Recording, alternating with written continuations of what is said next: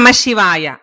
శ్రీ ముత్తుస్వామి దీక్షితుల వారు మధ్యమకాల సాహిత్యములో శివుడు అర్ధనారీశ్వరుడయ్యున్నాడని, రాగము లేనివాడని అన్నారు. అనగా సంసార బంధములు విడనాడినవాడు, కొలతకు అందనివాడు అని అర్థము. ద్వంద్వములకు అతీతుడైనవాడు, అద్వైతమునకు ప్రతిపాద్యుడైనవాడు అని. అట్టి ఏకైక స్వరూపుడయి సంగీత వాద్య వినోద తాండవము కలిగిన స్వర వర్ణ పద వాక్య రాగ యోగ త్యాగ భోగ వివిధ భేదములచే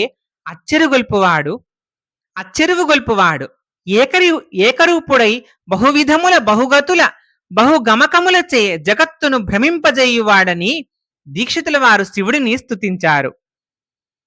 ఆనంద నటన ప్రకాశం చిత్సభేషం ఆశ్రయామి శివకామవల్లీశం అని ధ్యాన నిమగ్నుడైన దీక్షితుల వారు ఆకాశమంత ఆనందమైన తన హృదయాకాశమునందు కనుగొని ఆ ఆనందమున తన ప్రాణములను అక్షరమయమైన కీర్తనగా అవతరింపజేశాడు. ఇచ్చట సౌందర్యలహరిలో శంకర భగవత్పాదుల వారు చెప్పిన శ్లోకమును మనం అనుసంధానము చేసుకోవాలి. మనస్త్వం వ్యోమత్వం మరుదసి మరుత్సారథి రసిత్వ మాపస్త్వం భూమిస్త్వయి పరిణతాయాం నహి వరం త్వమేవ స్వాత్మానం పరిణమయితుం విశ్వవపుషా చిదానందాకారం శివయువతి భావేన బిభృషే. పరమేశ్వరుని చిదానందకారమును శివయువతి భావముచే తన స్వరూపము విశ్వాకారముగా పరిణమింపజేసుకుని లక్షణము శంకర భగవత్పాదులు వర్ణించారు. ఓ దేవి, శివయువతి ఆజ్ఞాచక్రమునందున్న ఆకాశతత్వము నీవే, అనాహత చక్రమునందున్న వాయుతత్వము నీవే, స్వాధిష్టాన చక్రమునందలి అగ్నితత్వము నీవే, మణిపూర చక్రమునందలి జలతత్వము నీవే. నీకంటే వేరైనది మరేదీ లేదు.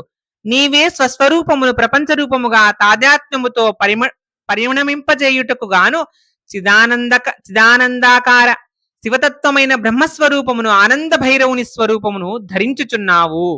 ఇది ఆకాశమందలి ఆనంద భైరవీలయ రూపమైన తత్వము. దీనిలో శకార ప్రాసగలదు. వహ్ అను అనుప్రాస, ఈశం అను యమకము, ప్రకాశము, సంకాశము, ఆకాశము అను ఉపసర్గపూర్వక కాశధాతువు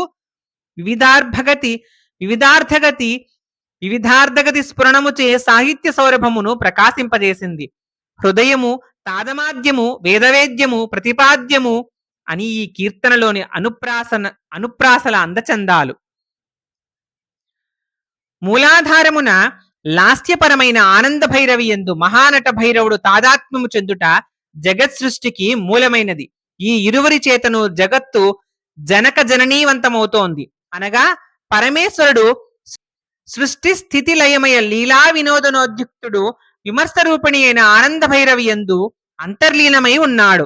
అప్పుడు సృష్టి ఇది మూలాధారమునందలి స్థితి మనస్తత్వమైన ఆజ్ఞాచక్రమునందు ఆకాశ స్వరూపుడైన పరమేశ్వరుని యందు మహాభైరవి లీనమగుట మనోలయము.